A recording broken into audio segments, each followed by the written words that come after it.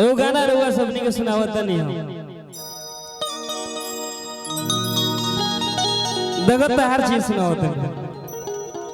भैया लोग फरमाइश बतनी मन गीत याद बा दू लाइन किया गाना में दुआरा पयो छोट छिटाता अरे दुआरा मो जनुआ पिटाता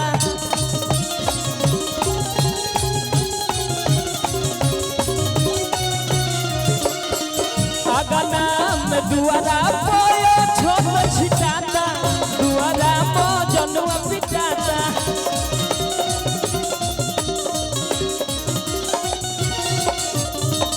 देहिया जवान तो बनवले भगवान बड़ी ताजा हो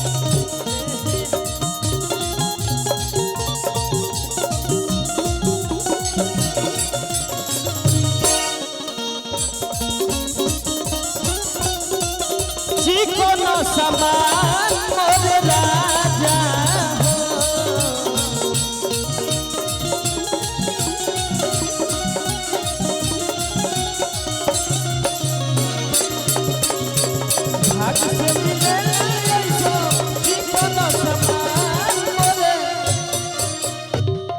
गलती से माफ करो बस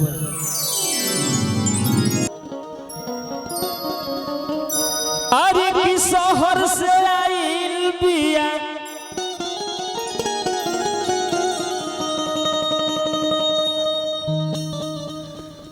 अरे की लागे धाधाइल बिया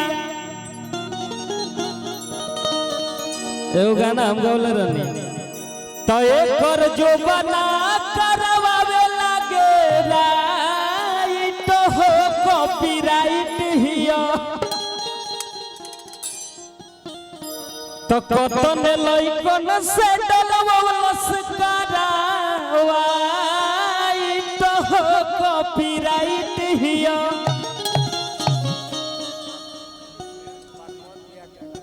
सब घबराइए मत भैया अरे कि शहर से आइल बिया लागे खाइल बिया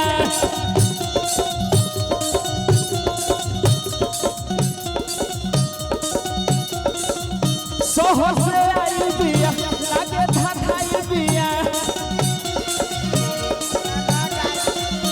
तो एक जो बना करवावे लागे राइट हो कॉपीराइट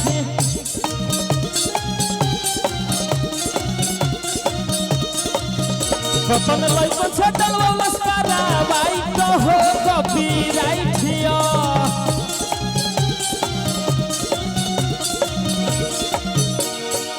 शहर से आइल बिया लागे खाइल बिया ए भैया भैया भैया भैया भैया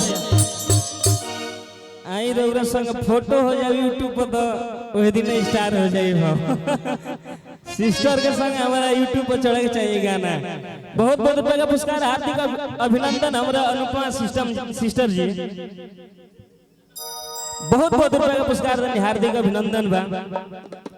तनी हल्का डोल ले तो बढ़िया रहे डोल ली हल्का भैया अरे कि शहर से आइल बिया लागे खाइल बिया शहर से आइल बिया लागे खाइल बिया तो एक बार जो बना कर